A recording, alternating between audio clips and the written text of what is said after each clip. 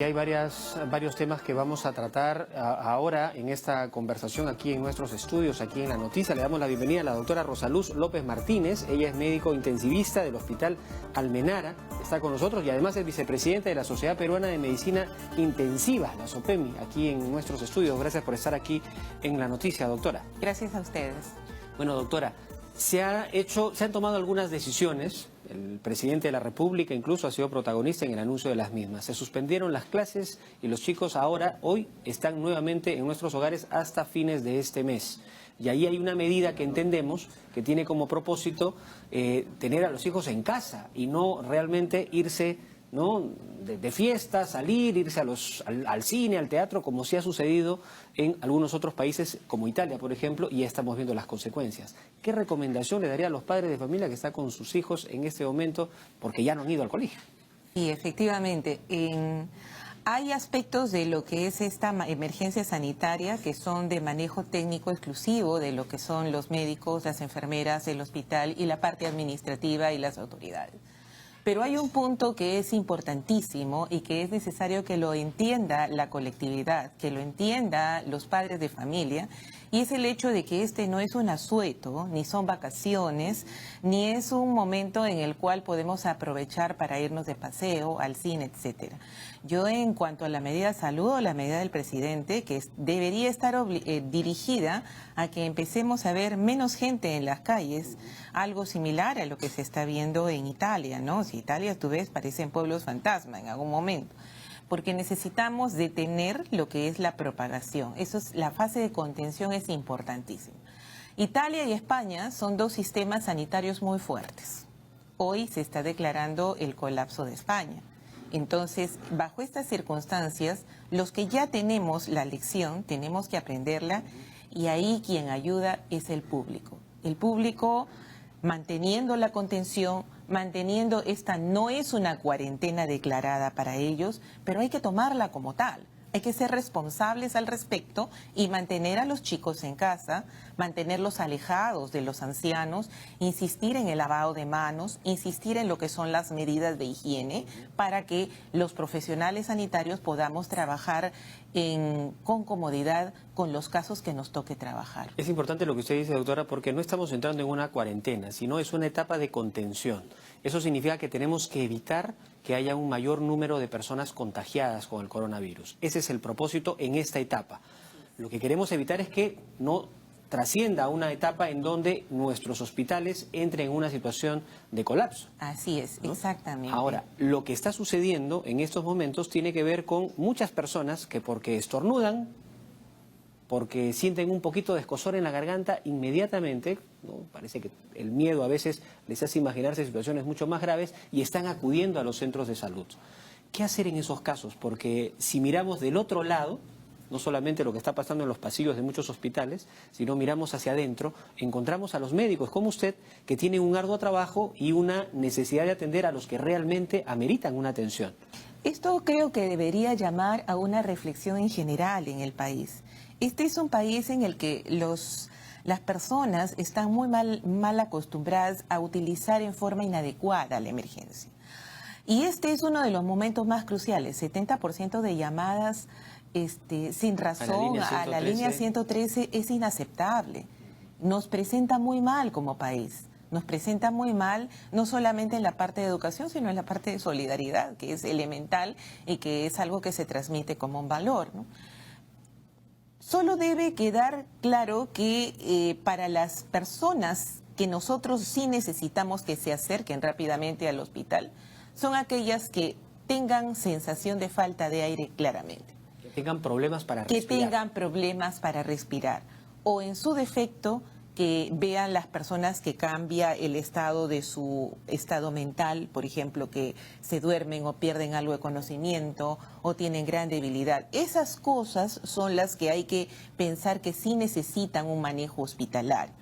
El otro paciente que debe estar de todas maneras en el hospital es aquel que tiene una enfermedad previa un paciente que recibe inmunosupresores, por ejemplo, para manejar estas enfermedades autoinmunes, como el lupus, como las enfermedades renales, un paciente diabético, por ejemplo, los pacientes hipertensos también en el grupo se han encontrado como pacientes de riesgo. Entonces, estos pacientes sí, al sentir los síntomas clásicos, dentro de los cuales quiero insistir en que COVID-19 se diferencia del resto en que hay muy poco estornudo. Lo que hay es fundamentalmente fiebre, malestar y tos seca. Tos seca y fiebre, que es digamos, la principal referencia que hay que tener en cuenta, que ¿no? se encuentra en la mayor parte de los pacientes, a diferencia de otros cuadros gripales. Hay que recordar que la gripe es un síndrome y que tiene diferentes causas de virus. Hay virus que producen más estornudo, más congestión, y en este caso COVID-19 no produce tanto. Tos seca, fiebre y una condición premórbida, que es lo que nosotros llamamos que tenga cirrosis, insuficiencia renal, que dialice, diabético, que tome inmunosupresores, los trasplantados, las personas con cáncer, por ejemplo, los que se han recuperado de un cáncer, así estén en este momento recuperados, sanos, siempre los vamos a considerar como personas que tienen de todas maneras alguna debilidad inmune. De acuerdo. Ahora, si miramos nuestros hospitales, ¿cuál es la capacidad que tenemos para poder atender los casos graves? Eso es muy interesante de ver. Nosotros en el país tenemos ¿quiénes atienden estos casos graves? Estos casos graves son del manejo exclusivo e interdisciplinario, o sea, tampoco no es que no llamamos a nadie más, ¿no? Pero es el manejo pleno de lo que es la especialidad de medicina intensiva. La medicina intensiva es una especialidad poco conocida. La gente entiende más al cardiólogo porque le ve el corazón, al neurólogo porque le ve el cerebro. La medicina intensiva se ocupa justamente de aquellos pacientes en los cuales empiezan a fallar sus órganos y los van a llevar indefectiblemente a la muerte. Entonces, a mí se me viene a la mente cuando habla de médicos intensivos a la unidad de cuidados intensivos. Así es la unidad de cuidados intensivos. Entonces, el médico que trabaja en esta unidad es el intensivista. Y así como el médico, hay enfermeras especializadas en cuidados intensivos y fisioterapeutas. El país tiene aproximadamente unas 400 unidades de cuidados intensivos, de las cuales unas 200 están en provincias, ¿no? Pero la operatividad de ventiladores es mucho mayor en la Gran Lima. Tenemos alrededor de 975 respiradores, pero no todos están en las UCIs.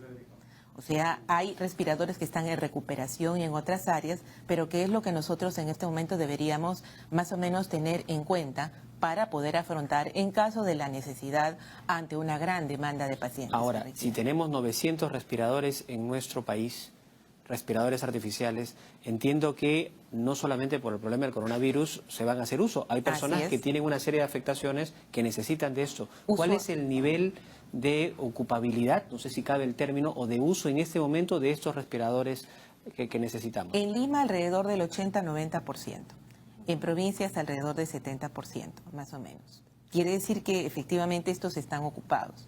¿En qué se usan también? Se usan en pacientes que están posoperados, a los que por la cirugía todavía van a tener un estado largo de recuperabilidad. Se usan en pacientes que entran en falla de órganos o en falla respiratoria por neumonías o por otras causas, ¿no? Es decir, estamos hablando de 120, 150 respiradores libres. Más o menos. O disponibles, en todo caso, más que libres, disponibles para poder atender una situación complicada por el coronavirus. Eso es lo que se llama lo que es la oferta fija, ¿no es cierto?, de los ventiladores. Sin embargo, el gobierno ha hecho un esfuerzo grande recientemente con DIGER en disponer de un número grande, del cual no tengo en este momento de detalle, en ministerio para poder tener respiradores de oferta flexible que han puesto a disposición de otros sitios. Entonces, hay un número adicional de respiradores para esto. Ahora, ¿cuál es el cuidado que tienen los médicos intensivistas, ya que están, por ejemplo, tenemos en el Hospital Rebagliati a una persona en estado grave que requiere, y entiendo que está incluso con un respirador artificial en estos momentos, está siendo asistido? ¿Cuál es el nivel de riesgo que no solamente los médicos, sino las enfermeras, el personal que trabaja en estas áreas de mucho cuidado, tienen respecto al coronavirus? ¿Estamos tomando las medidas de seguridad necesarias para evitar que terminen infectándose también? Somos el personal de más alto riesgo. Los médicos que lo reciben en la emergencia, los médicos que vayamos a manipular la vía aérea, a intubarlos, llámese emergenciólogo, anestesiólogo o intensivista. hay lugares en el país donde no tienen una unidad de este tipo y van a proceder a intubarlo el emergenciólogo o el médico que esté a cargo de una emergencia o un anestesiólogo. Entonces, sí se requiere protección, se requiere una protección especial que implica cubrirse, como se está viendo allí, con una máscara especial N95. Y aquí sí el llamado, pues, a la colectividad. Han barrido con las máscaras N95 en una forma que realmente no es justificable, porque la máscara N95 no solamente no los protege a ellos, porque no conocen su uso, sino que se convierte en un instrumento en el cual ellos pueden estar en riesgo. Porque al no saber cómo manipularla, reciben las gotas hacia afuera, utilizan mal la máscara, después la guardan para después usarla de nuevo y se convierte en un vector de infección adicional. Un foco de infección. O solo el hecho de acomodársela nada más ya termina infectándose en las manos. Así es. Por ejemplo, en un video que se mostró acerca de una atención de una clínica, la persona que estaba atendiendo y conversando estaba constantemente tocándose la máscara y decíamos, pues, ¿para qué te la pones si no estaba ajustada, no estaba bien colocada, no estaba bien centrada? Y además estaba tocándola constantemente y con esas mismas manos cogía su lapicero o cogía sus notas. O su teléfono celular. ¿no? Entonces, la máscara N95 no es para el público. La máscara N95 es para el profesional de salud o el personal que va a estar en contacto con un paciente para protegerlo de los aerosoles, de las gotas del paciente. Y es personal además que está entrenado para utilizar adecuadamente esta máscara. Para utilizar adecuadamente la máscara, así es. Ahora, respecto de la situación que existe ya dentro de las unidades de cuidados intensivos, ¿existen las condiciones suficientes para poder atender una emergencia como la que estamos viviendo? Si se trata de lo que es capacitación, nosotros lo tenemos. O sea, uno de los grandes cuadros que produce COVID-19 es el distrés respiratorio.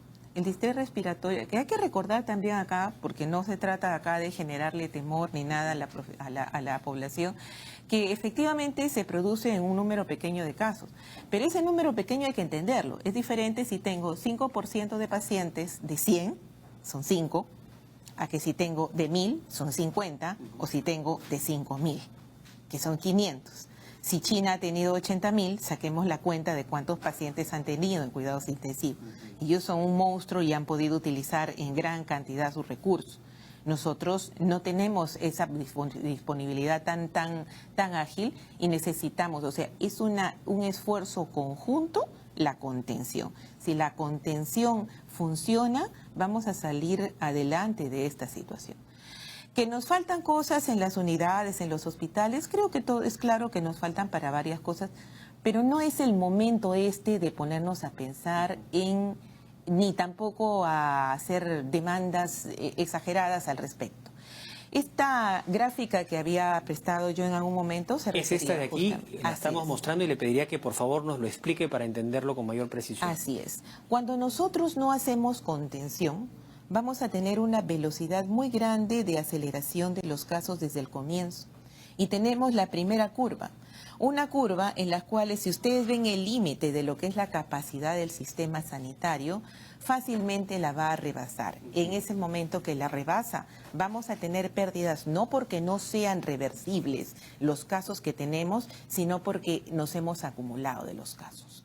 Si ustedes ven, el mismo número puede presentarse, pero en una forma más prolongada. Si nosotros hacemos contención, nos vamos a mantener dentro del margen de lo que es la capacidad de nuestro sistema sanitario. En este momento, todas las instituciones están viendo los mecanismos de ampliar su oferta. Disponerle los ventiladores, reubicar ventiladores, abrir nuevas camas, etcétera, etcétera. Se está haciendo todo eso, pero nada va a funcionar si es que no nos apoya el público en la contención. Somos un país que está viendo lo que ha ocurrido en otro lugar. Necesitamos aprender la lección. Y tenemos una gran lección de cuáles fueron las medidas que se tomaron en la ciudad de Wuhan. Así es. Para evitar, y ahora el número de infectados no llega ni a los 20 cada día. Es decir, lo hicieron bien. Lo que tenemos que hacer es hacer lo mismo. Hacer lo mismo, exactamente. Ahora, los casos que estamos pretendiendo en este momento, todos son identificables. Entonces, así nos estemos quejando mucho de nuestro sistema de salud y no estemos muy contentos con lo que está ocurriendo, muy conformes con las atenciones, Está funcionando por lo menos hasta este momento. Falta ver, quisiéramos nosotros ver la segunda curva, una segunda curva en la que nos permite la cantidad de pacientes poderlos atender a todos con la experticia, con la humanidad que nosotros queremos atenderlo. Es importante también pensar otra cosa cuando me preguntabas al respecto al personal de salud.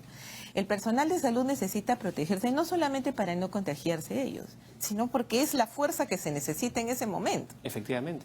¿No? Entonces, son los que están capacitados para poder ayudar a superar estos problemas. Así es. Entonces, todo personal de salud, desde el triaje, necesita de todas maneras tener una protección apropiada, que es en lo que en este momento las autoridades, el gobierno y las instituciones, todos los actores que tienen un papel administrativo deben poner un esfuerzo también en lo que se refiere. Sé que nos han priorizado dentro de lo que son las reuniones institucionales en este momento, por ejemplo en salud, pero necesitamos mantener esto en el tiempo, en un momento en el que todos los países están echando mano de los recursos de los elementos de protección que hay. Eso también hay que pensarlo. O sea, todo el mundo en este momento está pidiendo ventiladores, está pidiendo máscaras, está pidiendo los equipos de protección, etcétera, etcétera. Entonces, ¿y qué tanto se va a poder atender a todos también? Claro, ¿cuánto vamos a poder atender a todos? Entonces sí, la invocación es muy grande. Ahí necesitamos la conciencia cívica para la contención. Ahora, hablar de contención y no de cuarentena me parece totalmente acertado. Parte de algunos países ya de América Latina, Estados Unidos inclusive, han decidido cerrar los aeropuertos para evitar que lleguen más extranjeros de los países, sobre todo donde hay un alto índice de contagio del COVID-19. En el Perú todavía no se ha tomado esa decisión. ¿Qué opina usted de esa medida? ¿Ayuda? Esa es una medida extrema que me imagino que deberán calibrar en forma adecuada los actores, acá Ministerio de Salud, toda la comisión que está trabajando en esto, ¿no? Deberán calibrarlo para ver en qué momento tendría que ser necesaria. En todo caso estaría en evaluación. Así es, estaría en evaluación. Ahora, para que nuestros televidentes, quienes están en este momento viéndonos, ¿qué recomendación le daría para que ellos realmente cumplan con esta contención tan necesaria en nuestro país para detener el número de contagios del COVID-19? Mira, España está sacando un pequeño video con un hashtag que dice quédate en casa. Creo que habría que contagiarnos del hashtag y decir efectivamente quédate en casa. No están en cuarentena, no los van a obligar, somos un país libre, a diferencia de China que puso al ejército en la calle para que nadie saliera. Pero creo que nos tiene que ganar la conciencia cívica y entender que mientras menos circulemos, menos nos vamos a exponer por el momento. Y hay que acatar las medidas, ¿no?, en forma solidaria, responsable. Sí, pues efectivamente es el 20%, pero ese 20% son mis padres de 78 y 83 años, son mis pacientes trasplantados, son niños que están luchando contra el cáncer, son personas que tienen alguna enfermedad autoinmune, que utilizan inmunosupresores. Y ojo, nosotros somos un país que tiene ahora un mayor nivel de personas por encima de la tercera edad. Creo que todos ellos necesitan que seamos solidarios con ellos.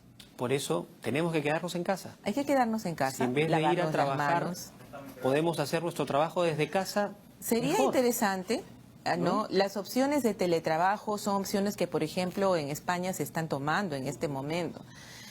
Perú debería estar de repente migrando en alguna forma a buscar una opción de teletrabajo para quienes puedan hacerlo, ¿no? Y buscar la forma, por ejemplo, inclusive en algún momento podríamos de repente prolongar, qué sé yo, la parte de lo que es la suspensión de clases. De repente hasta se tiene que buscar la forma de lo que es la enseñanza virtual durante un tiempo, porque si no después también van a estar atrasados, acumulándose. Ahora, ¿por qué logramos esta contención? ¿Por qué queremos esta contención? ¿Es para ganar tiempo hasta que se encuentre una cura? ¿De qué manera ayuda ya en todo el proceso que estamos viendo? En no sobrecargar el sistema. Básicamente no sobrecargar el sistema sanitario, tener el mínimo posible de víctimas dentro de esta condición. Porque por más que se logre superar el problema de contagios, eso no nos exonera de que dentro de un mes o 2 meses nuevamente pueda llegar una persona de extranjero y otra vez podamos a tener otro brote. Otro asunto adicional ahí es que hay que considerar la estación del año. Hemisferio norte está en invierno. Ha sido un momento excelente para que se propague a la velocidad que se ha propagado. Nosotros todavía estamos en verano, el calorcito más o menos que nos ha protegido probablemente en parte, ¿no?